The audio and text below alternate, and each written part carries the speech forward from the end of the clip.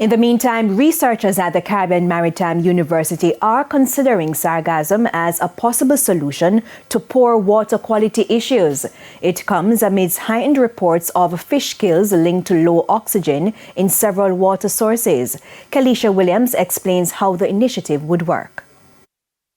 September 2022, November 2023, December 2023. News headlines linking massive fish kills across the island to low oxygen levels in the water. In some cases, scientists have found that climate change has been causing oxygen levels to drop in water sources as global temperature rises. Now, in response, researchers at the Caribbean Maritime University CMU are considering a solution. We have a very vibrant program in biotechnology, and one of our lead researchers there is doing some exciting work on sargassum. In fact, she and I just got approved for a significant grant out of the Irish Aid program, and it is looking at the bioactivity and carbon sink potential of sargassum.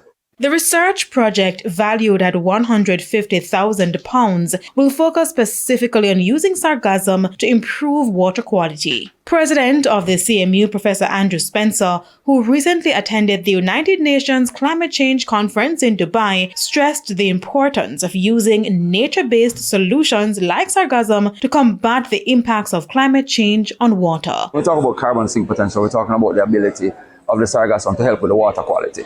Yes, so it has to do with what happens to the ocean floor and looking at how that can be mitigated, but it's also the other side of it. It's about how we can convert something that we naturally receive and make it valuable in terms of monetizing it.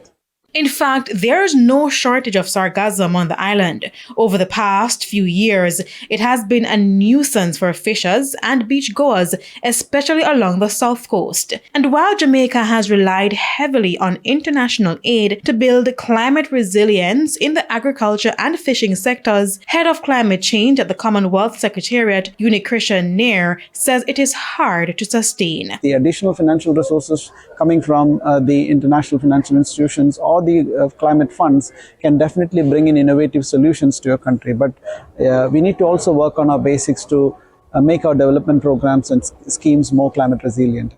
In months to come, we will see whether the Sargassum project has achieved its objective. Kalisha Williams, TVJ News.